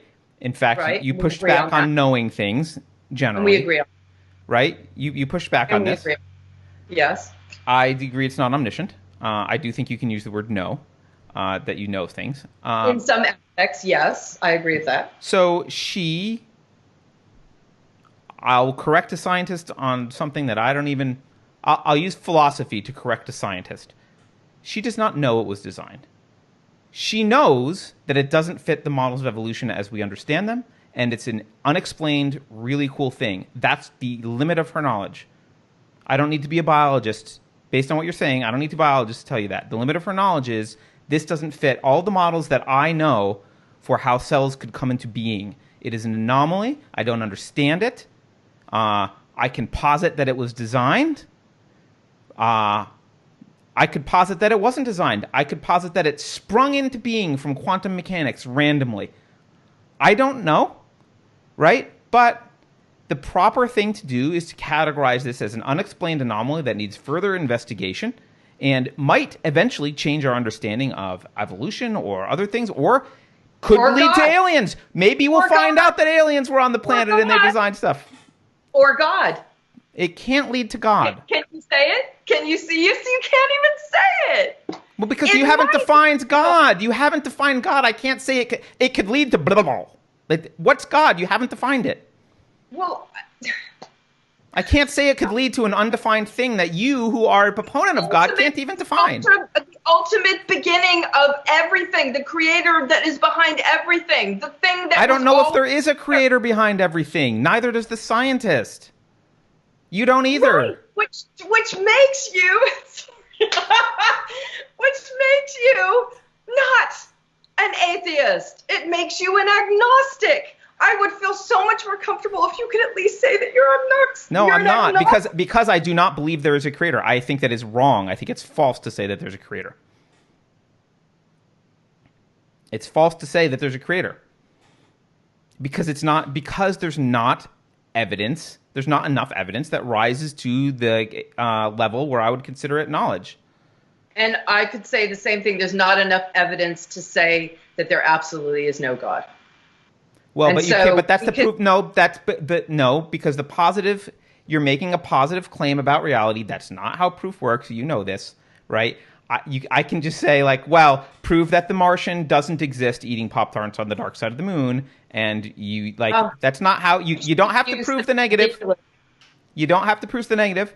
I am not disputing that there are unknown phenomenon, that there are things we can't explain, that there's mysteries of the universe we can't explain. Yeah. There may be mysteries of the universe science can never explain. What I am arguing with is that there is some sort of being that created everything, and that you know this to be true, and then I'm supposed to accept it at least as a possibility. Yeah. I don't even accept it as a possibility. So I say no. I'm not going to say no, and I'm humble enough to say that I don't know. Wait, you don't know what? That I am going to take that leap of faith and believe that, because the leap of faith actually is life affirming. It's life affirming to have that leap of faith. I understand that there's psychological value in it for you, but and that's I believe that there are things in this world that when I just am quiet and observe, and I've talked about this before, there are things that are unexplainable, like beauty and truth and love. Well, the fact that it exists at all, and I know you've tried to logically explain all of those things, but I don't. It doesn't matter if they're explainable. I don't believe those things cover it in its entirety. And, it doesn't matter. They don't have to be explainable. Even if beauty, even if love was not explainable at all, which I do think it is explainable, probably evolutionarily, although I'm not an expert. It doesn't matter. It doesn't have to be explainable. God does not mean, like, unexplained things don't mean God. But I think the things that you seek to, I mean, you can tell me, okay, I can explain love, I can explain beauty, I can explain truth, all of those things. But the way that you logically explain those things, I believe, limit them to what they actually really are, which are transcendent, and God is transcendent.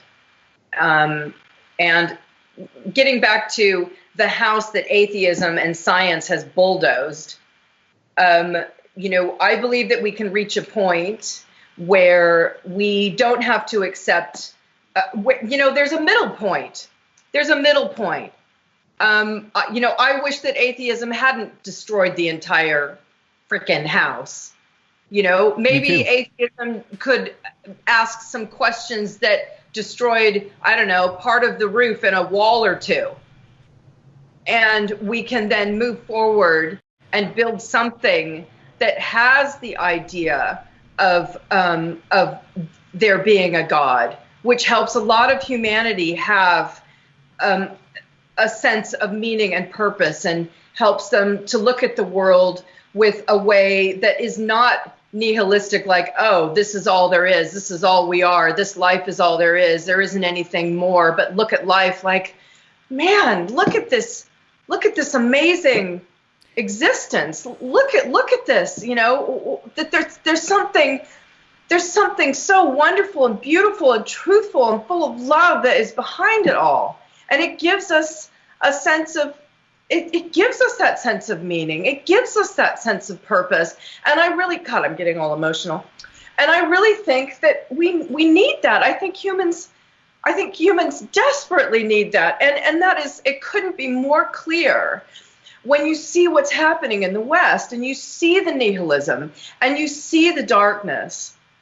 You see it. But we agree that humans need... Yeah, big time. Yeah, I agree that humans need purpose, but your description of when you get emotional and you look out at the world and the beauty in it,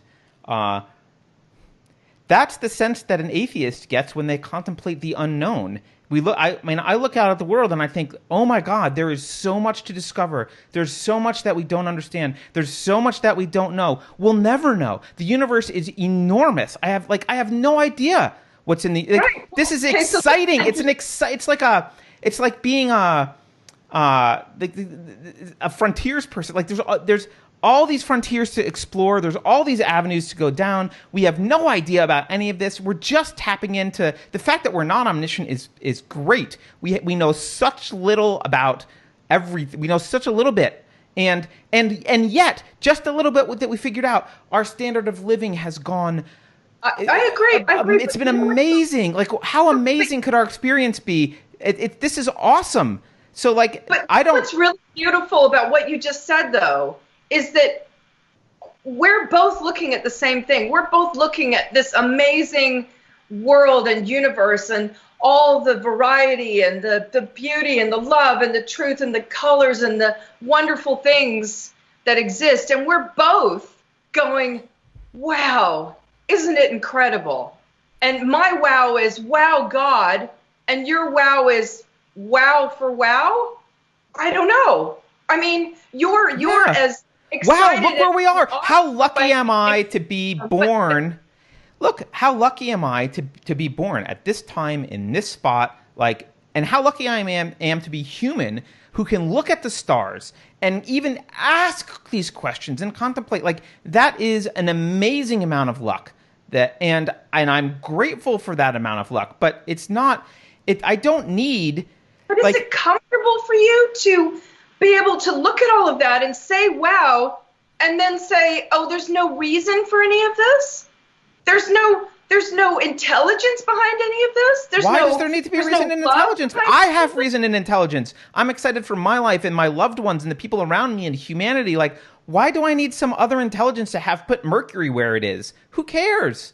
I don't care. There doesn't need to be an intelligence for me to be in awe of the universe and have love for humanity and what we've achieved and feel lucky about the fact that we're here and can contemplate these things and can look at the stars and can learn about microbiology and develop cures to things and all the cool things humans can do, have conversations on the internet.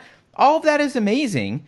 I don't need someone to say, like, I stop where the explanations stop and I go, well, I guess we don't know this other stuff. I don't need to know this other stuff. Mystery is wonderful. God takes all the mystery out of it. All the mystery's gone with God. It's like, well, there's a man behind a curtain and he pulled some levers and that's how it happened. That's not fun. There's no mystery there. I don't see it. I think that's a ridiculous. I'm being ridiculous in my formulation of it. But it's so sad that people, atheists, see it this way, in this kind of limiting way. It is awesome. I mean, it's so awesome. And I don't use that word lightly because I know a lot of people in California use that word every day. I mean, my God, you hand people a credit card at a freaking department store, they go, oh, awesome. You've just handed me it's like, that's not awesome. Awesome is this. All of this. This is awesome. Right. I get. Look, anyway, I don't view it as limiting. Look, this is where you and I disagree, and I don't think, and there is no way to reconcile here because we're both. No, there isn't. We're both describing emotional reactions that we have. We have to look beyond the two of us. I hope for things. I guess I am a bit of an idealist. I hope for things for humanity. I want more people to find. To find their meaning and purpose. And I think that to have this belief that there is something behind the nothing, that there's some reason that all of this is here. There's some reason that we have all this and that we're able to discover things, all of those things, that there's something behind that nothing.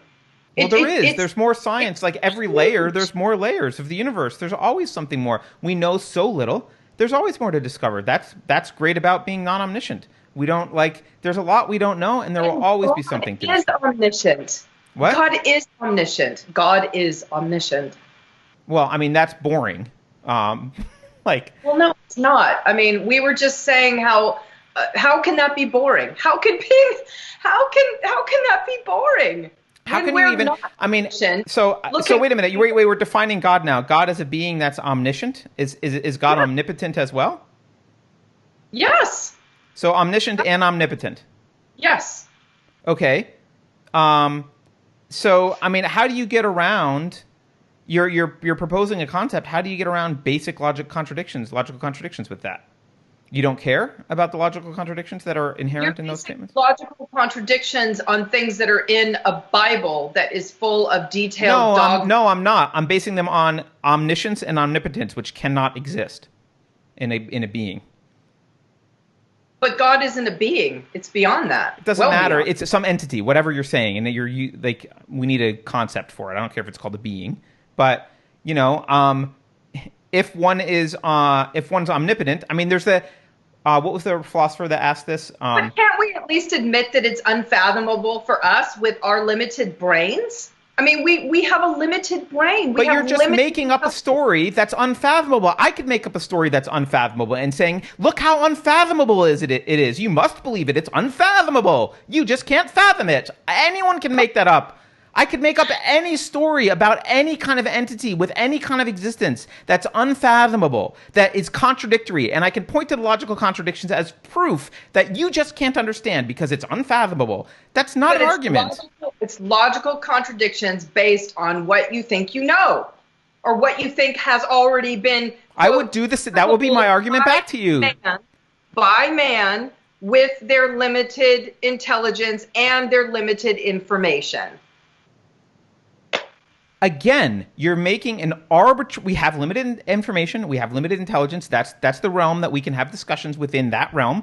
We can only have discussions about things we know. What you're saying is, I, Julianne, am making a claim about something that is both unknowable and outside of your ability to critique it in any way, and you must agree with this claim. That's tyranny. And I'm humbled by it. I'm humbled by it, and for me, that is where God lives. I understand, but to ask other people to accept that is authoritarian in some sense. You get that, right? I'm not. Yeah. Okay. Look. To demand that people accept it, no. Obviously, that's not that's not going to work. However, to find a place where we can build a house that gives humanity meaning and purpose, and that there's something behind the creation of everything that gives them that meaning and purpose, that they do have a soul. Well, why is that necessary? I mean, I agree that meaning and purpose are necessary. I agree that the ethical systems are necessary to develop, but I don't know why the soul and God is necessary. Without a soul, there's no consequences. Unless you want to think, oh, yeah, okay, so That's not true. I'm going to go and kill somebody, and, maybe my lawyer will get me off on manslaughter, and I'll do 5 years. So do you think only Christians don't murder? No. That's stupid. No. So I don't understand what you're saying. Like, there are psychological consequences. There are real consequences. The consequences of the idea of caring for your soul for eternity. Not just for the time that we have here. Okay, so this is, it's obviously it's an argument from consequence, but assuming we're going to go down the argument from consequence path, what you're saying is, I should believe in God because I should be afraid that my soul might burn in hell? If I were a God, I would be disgusted with people who believed in me because they were afraid I was going to burn them. That sounds really bad the way you put it. Sounds really bad the way you just put it. That's how you put it. And if I were a God, I would reject that kind of worship. I would say, that's gross. You're only not murdering people because you think I'm going to burn you for all eternity? What the hell kind of a horrible person are you? You can't think of any other reasons not to murder? Leave me out of this. That would be my response if I was God. Okay. You've taken that response and turned it into its most base in that respect, which is the reason why people have been rejecting it. But what I'm saying is that, and you have this idea about, ethics and morality based on, well, I don't know what it's based on because you don't believe in God. It's based on reality. It's based on what's required for man's existence and happiness and flourishing on Earth. It's based on reality and logic. Right. What I'm saying is that you came to this conclusion about so the only reason I'm caring for my soul is because God will burn me in hell. No. The reason I'm caring for my soul is because my soul lives on, and I wouldn't want to be in a bad place forever and ever. Therefore, I would want to care for my soul that nurtures my soul, that is part of the good aspects of the universe. Let me ask you this. Do you believe in good and evil? Yeah, of course. So you believe true evil exists? I mean, I don't know what true evil means. I think there are deeds that are evil. I think there are people who are more often evil than not. Yeah, certainly. What's, if you're dealing with people that are not supremely logical as you are, to kind of go down this road of these, what you said, you think that God would think it would be horrible if we were saying, well, if you don't do this, I'm going to burn your soul in hell forever. But I hate to say it, there are some people that don't have your same sense of logic that maybe they do need that. Maybe they do need to think, oh my God, I'm going to burn in hell forever. And maybe that will get them on the road of thinking, well, not only do I not want to burn in hell forever, but I also would like to embrace the good things of the universe, and my soul will hopefully be in a good place, and realize all the beauty and love and the awesomeness and the truth and the eternity of all the wondrous good in the world.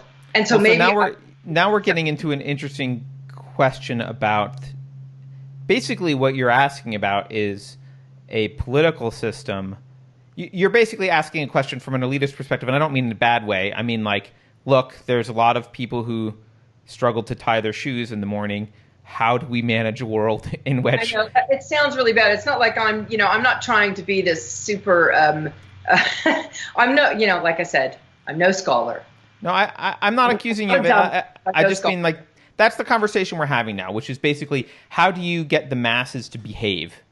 And I do think it's important to have a discussion about that, and I do think it's important to come up with ways to communicate morality and healthy psychology to the masses.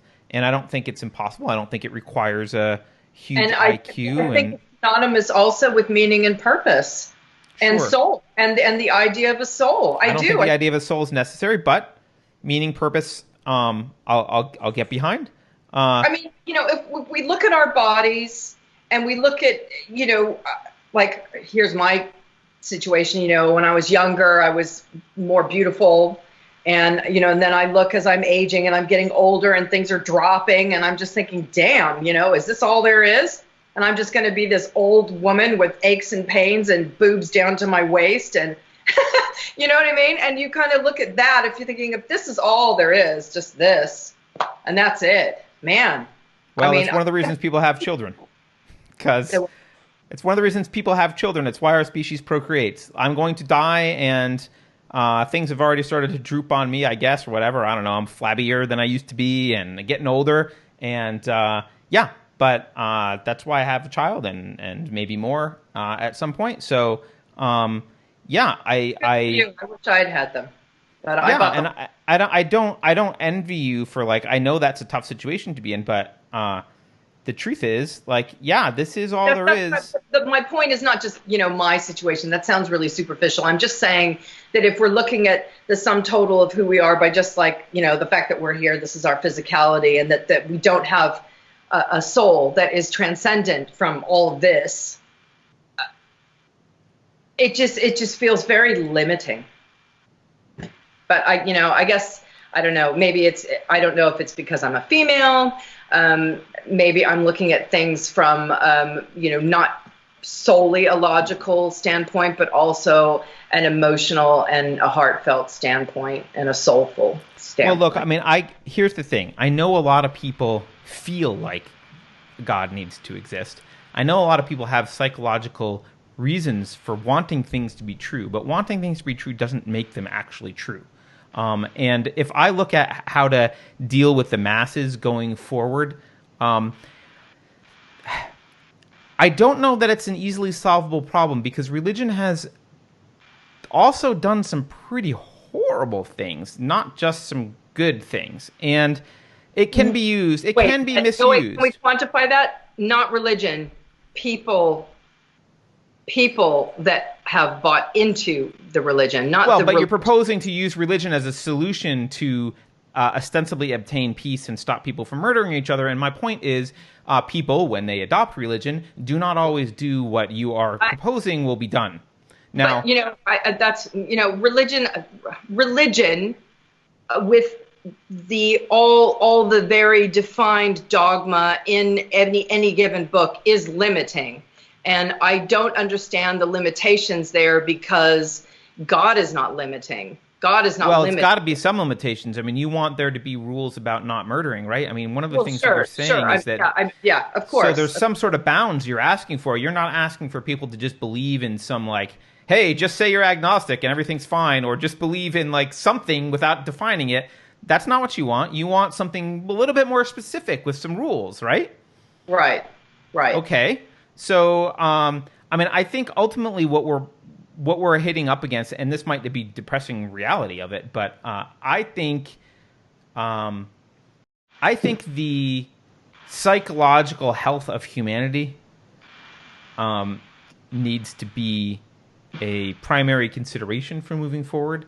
I think it's unlikely that the current version of human can exist peacefully in the state that we all want us to, because we have humans are we've got a lot of violence, and we've got a lot of hatred and anger and ignorance and stupidity, and agreed. And that's why we need something rather than nothing. Well, I would take a longer term view and say, how do we create an incentive system where that eventually goes away in humans? And I think what you're arguing is that religion is a crutch that can be used to fill the gap between the shortcomings of humanity and what we'd like them to be.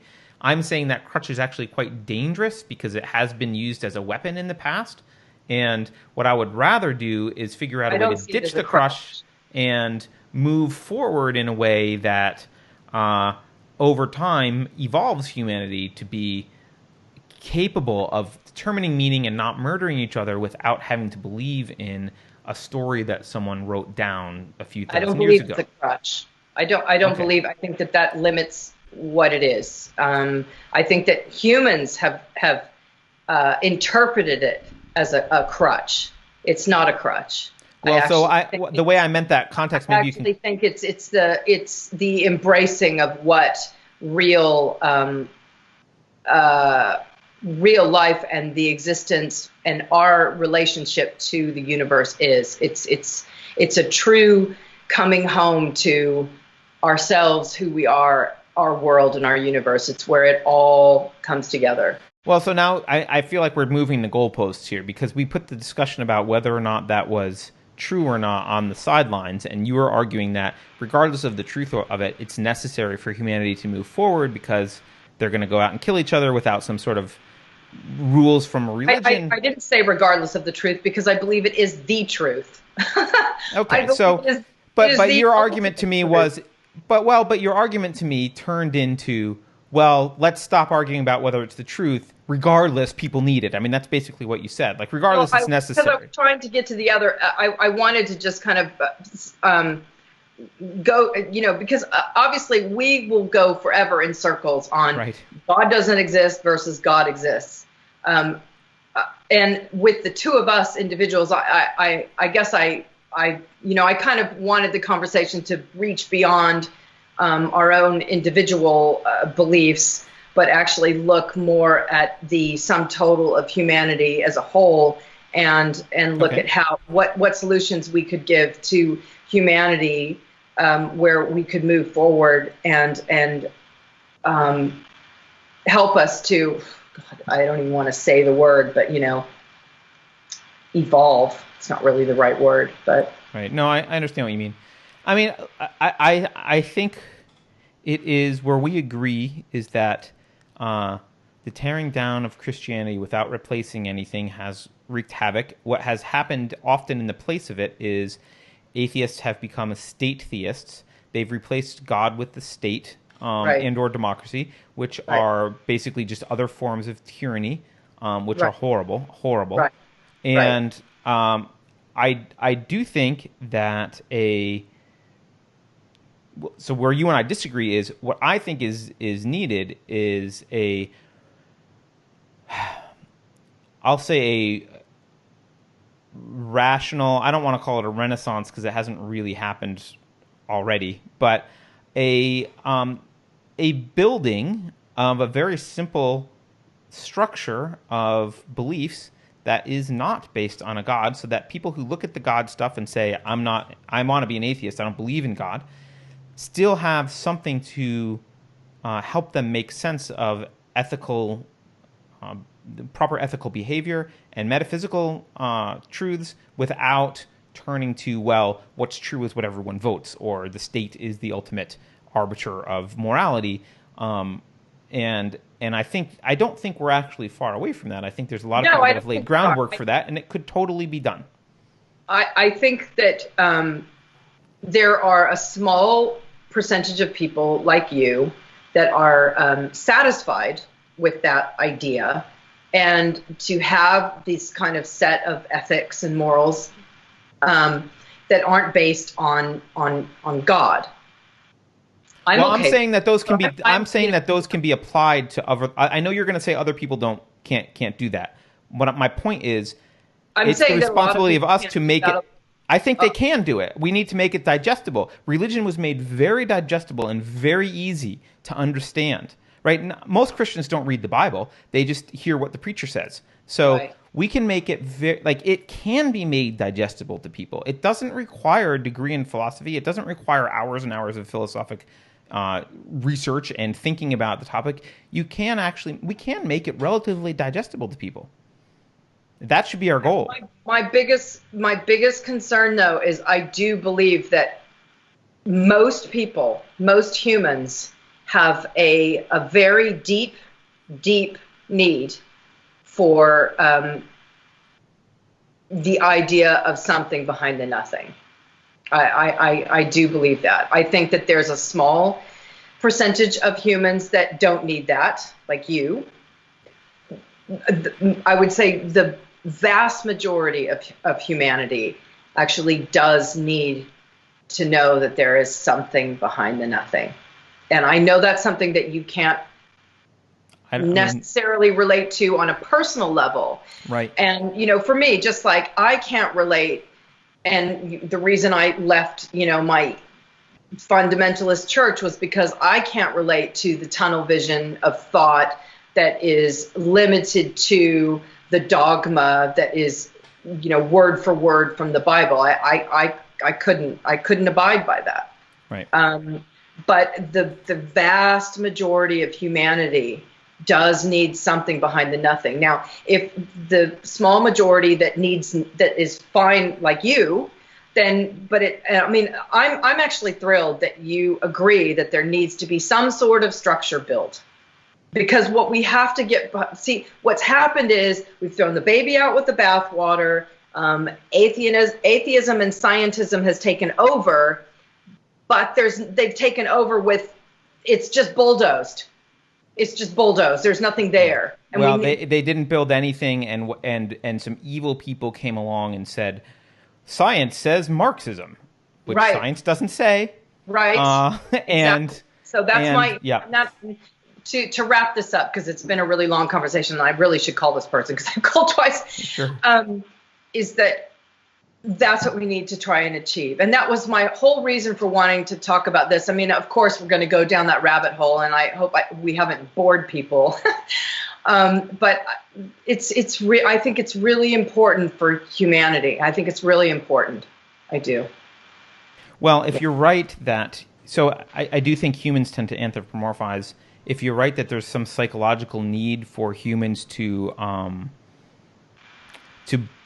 believe in some thing behind stuff or whatever, if that is a psychological need for humans, that presents a pretty tough problem to solve.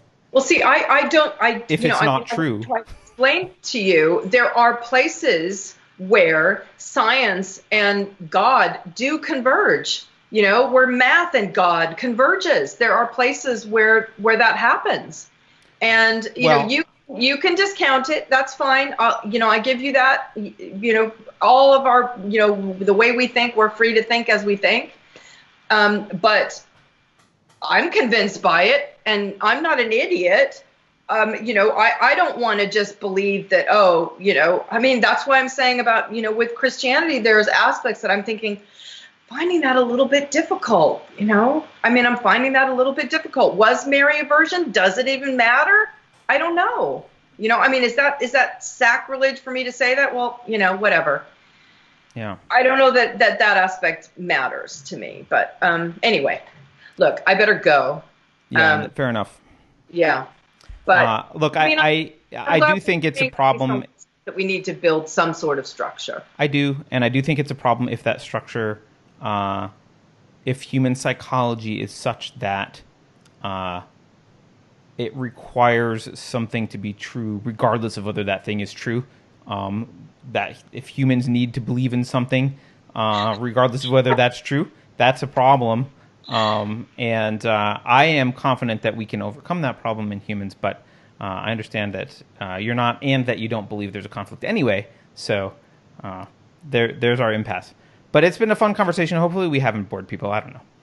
Yeah, I hope so. And you know, I'd be really interested to see whatever comments people have, because yeah, it's gonna be interesting. Yeah, don't worry. I think actually I will get a lot of haters, because I think most of the people on our channel are Christian and probably will side with you on this. But I'm going to repeat something I said at the beginning of the show. I do have respect for a lot of the moral ideals that Christianity has transmitted through humanity over time. And I think if we look at the track record of belief systems, certainly the West, Christian West, is pretty superior. So if I had to choose between the Marxist, nihilist, atheist, and living in a world full of Christians, I would choose the latter. So bravo. Yeah, me too. And me too. All right. Well, thank you, Julienne. Appreciate it. Yeah, that was good. I'm glad we did this. I'm sorry Keri couldn't be there the whole time, but anyway. Yeah, that's all right. We'll catch her next time. All right. Take care. All right. Thank you, Bye. Carter. All right, Great chat. Okay. Bye.